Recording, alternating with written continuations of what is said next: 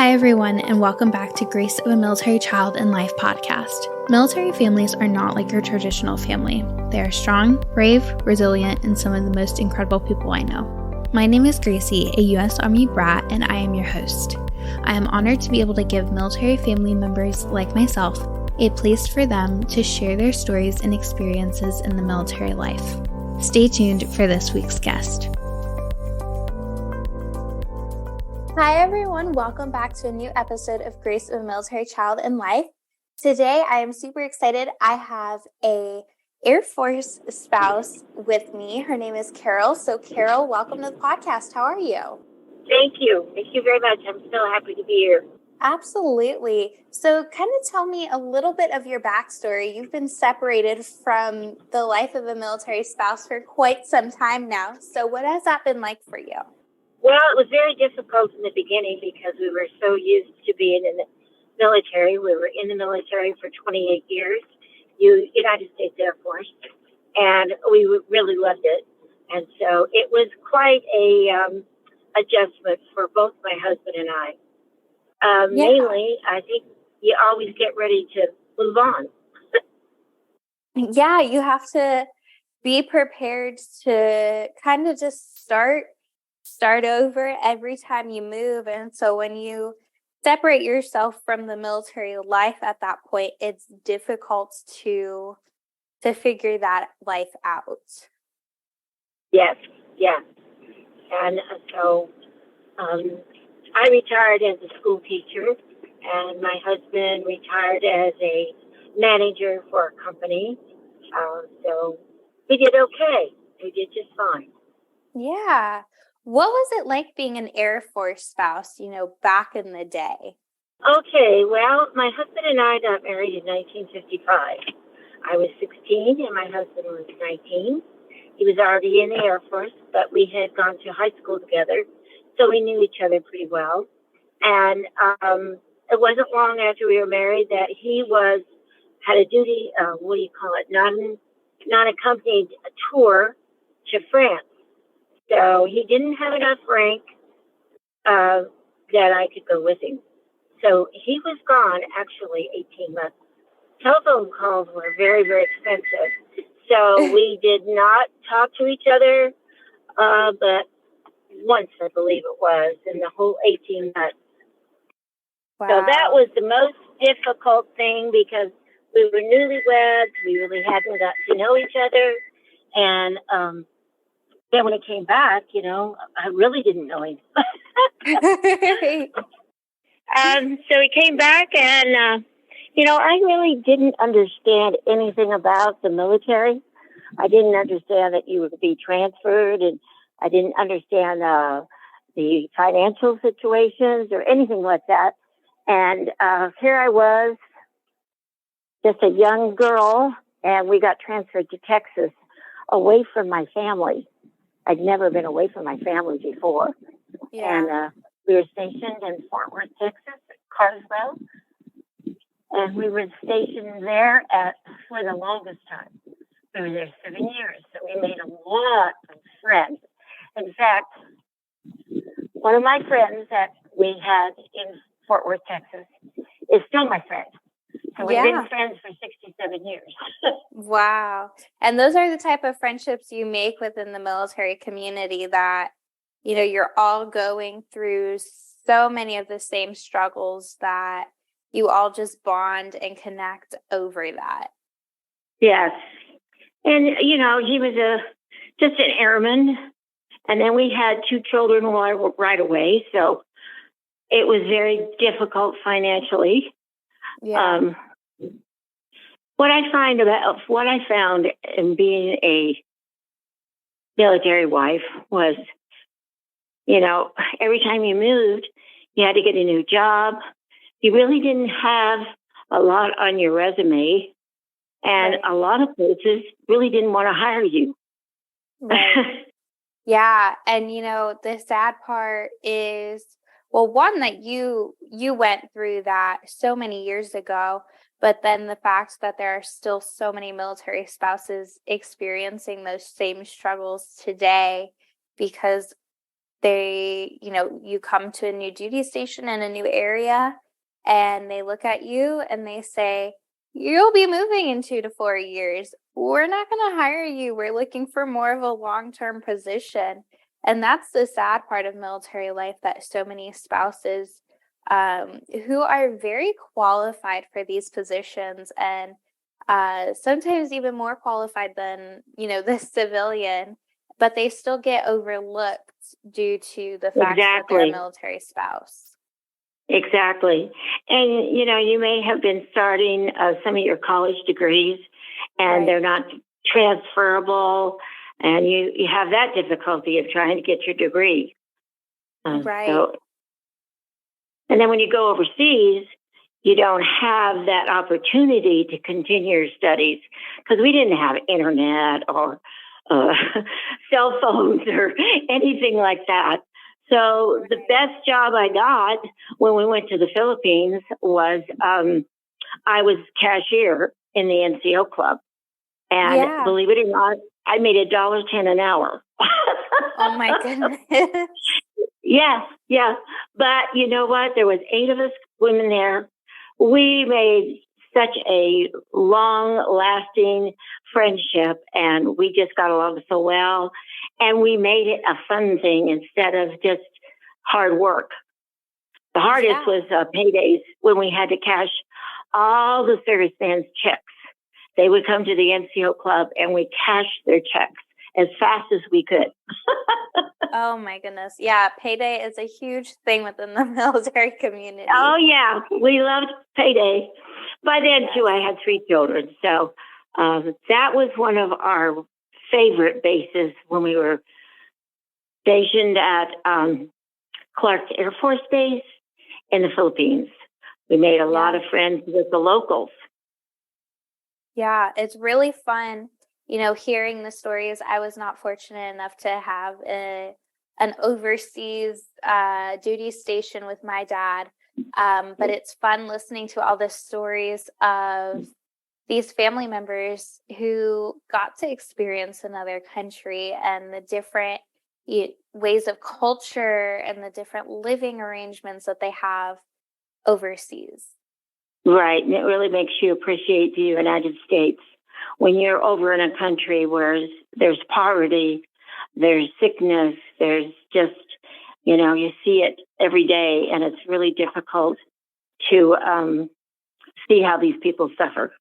Some of them are okay, but in the Philippine Islands, it was very difficult for those people. And we found that cholera was quite prevalent amongst the children. But we had a good time in the Philippines. We lived off base, and it was quite cheap. I had a maid, a sew girl. Let's see, I had a yard boy because it was so inexpensive. But then I didn't make much money either. Right. But let's see. There was one place I did want to talk about, though. Yeah. It was my last overseas station. We went to the Azores Islands. Wow. And what was that like? I loved it. I just loved it. The island was only 11 by 18, but we had such an opportunity to go space available. And we went to London, we went to Germany, we went to France. In fact, our youngest daughter is going to be going back to Paris next month because she loved France so much when we were there. Wow. Of course, military travel is a lot different than what you would do as a tourist. We slept in the airport quite a bit, waiting for the next space available. Yep. But that was okay. That was good. But I was offered an opportunity when I was there in the Azores to study under one of the greatest artists in Portugal. He was an artist, a sculptor, poet, and he came to the base and offered his services to the wives. It was called the Art Hut. And we were able to go in there every day. And it was just the most wonderful opportunity I've ever had in my life. So I'm still painting to this day. That is so fun and so special that, just something so simple like that, you've carried on for decades later, and they're just with you forever. Yes. And I'll be eternally grateful to this gentleman. You can even look him up on Google. His name is Manuel Diaz. Of course, he's passed away by now, but he was absolutely wonderful. And while we were there, we sponsored 2 little girls that were orphans.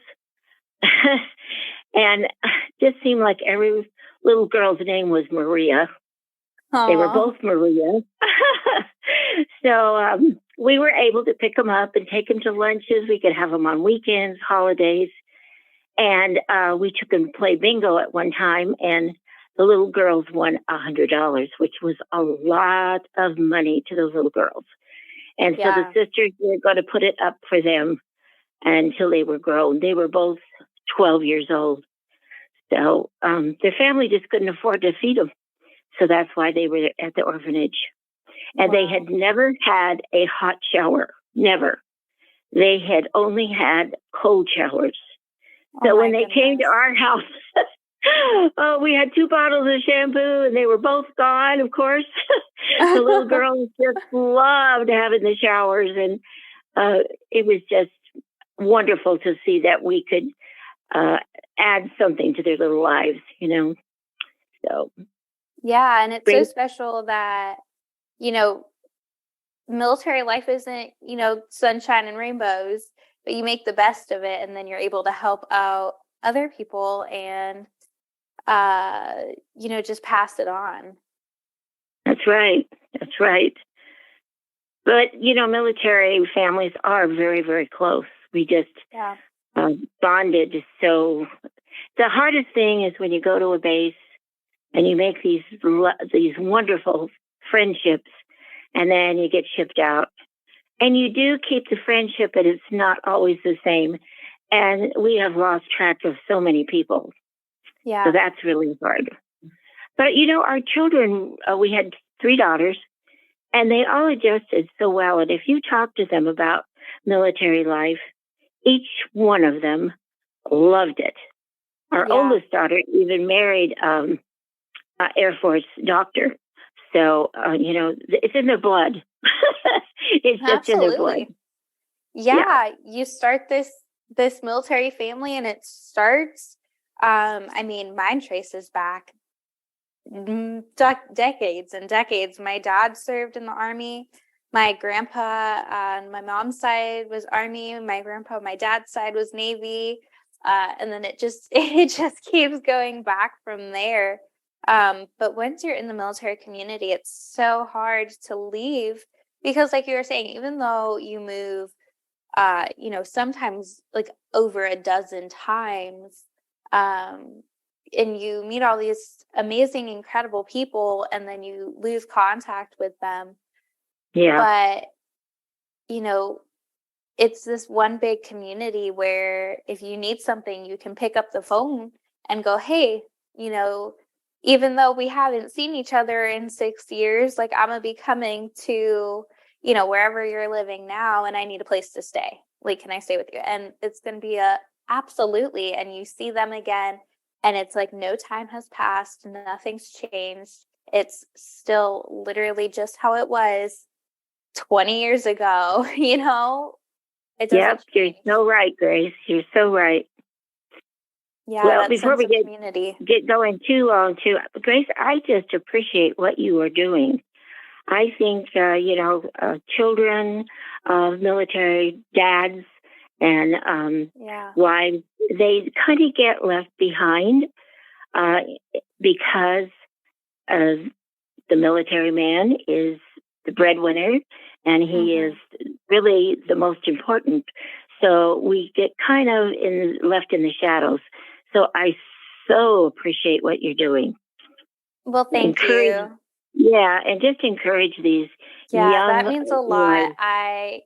Sometimes it's hard, and sometimes you just gotta find the effort to just keep going. But, hearing things like that there's actually differences being made and that these stories are being shared no matter how new they are, how old they are, it makes a difference, getting these stories out and recognizing these individuals who serve beside the service member, nonetheless. And, they're out here fighting, for the country, more or less stateside, though. Yes. So I just wanted to thank you so very, very much for what you're doing. And I've talked to my daughters about this. My daughters just appreciate it also, because they felt the same way I did. Yeah, a lot of these stories get unshared. And it's so hard, not sharing your story, going through so many struggles, making $1.10 an hour because that's the only job you could get, but making the best of it. Yep. Yes. And it all came out good. But then I always believe that, anything, you can turn it around and good will come from it. Yeah. And that's what happened. Even when we went to South Carolina and I went into the bank to get a job, and they said, well, we don't, like you said, we don't want to hire military-wise because they'll be leaving. And so didn't have a job. I went to a factory that was not a good job, but I took it. You take what you can. And then when we had our last duty station, which was Luke Air Force Base in Phoenix, then I was able to go into teaching and just loved it. Just loved it. Still miss those little kiddos. Yeah, I was a dance teacher for a few years, and even though I only got those girls for half an hour a week, you form such an incredible connection with those kids that you teach, and they idolize you and look up to you. Oh, they do. Yes. Yeah. You're a princess. You're a dancer. Yeah. Yes. And so, even being a teacher as a military spouse is hard because, you have to transfer your license everywhere you go. And when you go to other countries, you can't necessarily just say, hey, I'm a teacher in the United States. I'm going to be a teacher here now. You can't do that. Nope. No, you can't. You can't. And then the other thing is, that are so hard is when they send your husband to a different base unaccompanied. And that's actually where my husband did not stay in 30 years. He was stationed in Korea right after we got back from the Azores, and it was unaccompanied. So after we got to Luke Air Force Base, in order for him to stay in 30, he would have had to go to Turkey, another unaccompanied. And we looked at each other and said, you know what? Life's too short. We served our time, and we're just not going to take those other 2 years, even though it probably meant another rank. And his retirement would have been, better. But money isn't everything. Right. But time is. Time with your family. That is so true, because especially in the military life, you don't get that time with your family. And, unaccompanied tours are common, especially, we just got out of that era of Iraq and Afghanistan, and, having that time away from your family means time that you can't get back. That's right. And our grandson was stationed in Afghanistan twice, came back with PTS, and it has taken a real toll on him, although I do believe that he is so much better, but he still doesn't talk about it. He just doesn't talk about it. Yeah. And he's 1 in a million, 1 in a million that has come back with that terrible thing, PTS or PST. No, PTS, that's what it is. Yes, PTS. Yeah. Yeah. Mm-hmm. Being in San Antonio, Texas, when my dad was in recovery, he was injured in Afghanistan in 2011. He stepped on an IED. So it's, seeing these guys come back and the struggle that they go through, firsthand, and I was 9 when this all went down, so I was incredibly young. So seeing the struggle that these guys go through and firsthand, it's hard, as a family member to sit by and watch when there's really not much you can do to help. No, you just have to love them and Right. just let them get through it and support them in every way you can. Yeah. I'm so sorry that your dad had to struggle with that.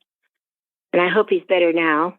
Yeah, from the injuries, every day is still recovery. Recovery never ends, but it's just a lot of keeping that positive attitude and just moving forward. Mm-hmm. I do a lot of work with the Travis Mills Foundation. Travis is one of, I believe it's 4 or 5. I can't remember which number, but one of 4 or 5 surviving quadruple amputees of the Afghanistan and Iraq wars. And he started this nonprofit up in Maine and gives back to those veterans and their families who were injured and impacted in those severe ways from the effects of war. And so being at the retreat and seeing firsthand what it's like for these guys who are still struggling and these gals who are still struggling and going through these, the motions of just living their day-to-day life, Mm-hmm. feeling war daily, it's hard to see, but it's inspiring in every way. Yes, because they sacrificed everything for our country. And they're not always recognized and appreciated, but the ones that do recognize and do appreciate them, that's great. It's great. But, yeah, it's all about giving back. Yeah. Absolutely. My oldest daughter, she works for the government, and she was working for the Veterans Administration, and she just had to get out of that particular position because it was so hard to see how they were so disadvantaged and didn't get everything that they need. And that's true. They don't. And that's why you see so many vets that are homeless and struggling. And, they do have mental problems, but they had the mental problems because they served and they were just in terrible situations that caused them to have mental problems. So, yeah. And it's not like there's necessarily a cure for it, you just kind of have to take it day by day. And that's the hardest part of it too. Yes, indeed. Absolutely. The last thing I always like to wrap up episodes with is, what piece of advice would you give to another military spouse? I know it's different generations from when you were around to now, but it's still the same. And even, you're right. The generations are different. The years are different. The military is different. Mm-hmm. But I'd like to encourage all the spouses to support their husbands. I mean, I think it goes both ways.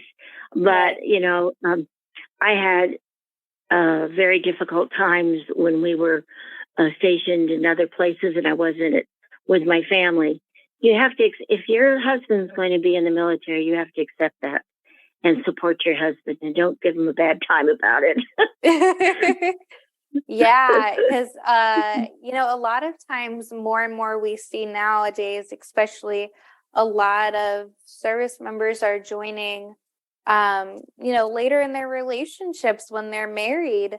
And so it's a conversation that you sit down and have with your spouse saying, here's a thought. Like, a lot of it is to help improve family life as well. These men and women join to give their families a better life. And so it's a conversation held between husbands and wives. And now, rather than joining in high school, joining right out of high school, while that is still popular and is still around, a lot of this is having conversations or, even those who do join right out of high school and find a spouse later on down the road, it's hard to just step into that position of being a spouse and say, hey, I accept it. I just have to go with it. And I never thought, I'd be a lifer. But I must say, at our age, my husband is 86 and I'm 84, and our health has deteriorated, but we still have military to take care of us.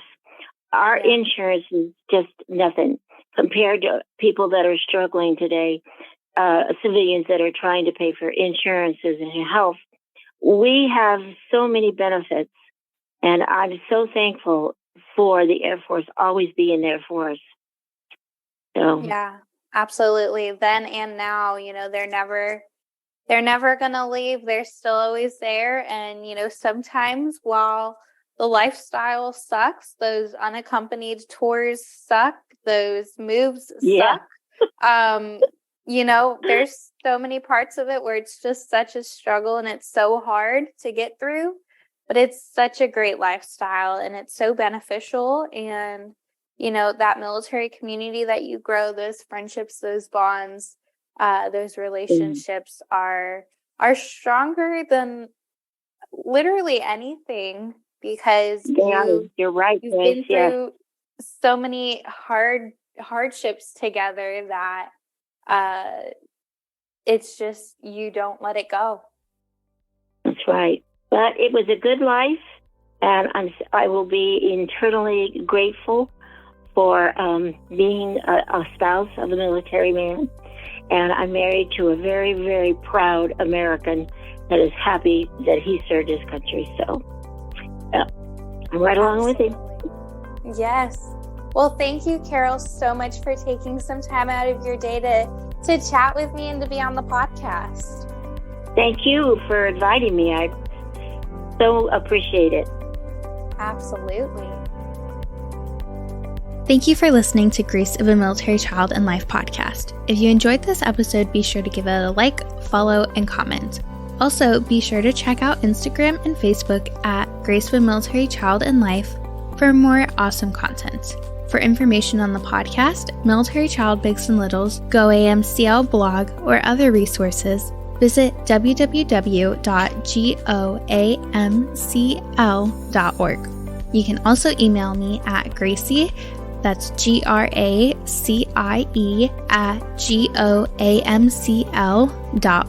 with any questions or comments. To be a guest on the podcast, you can schedule it at www.goamcl.org/schedule a podcast, all one word, or contact me via social media or email. Stay tuned for the next episode where another incredible story is shared.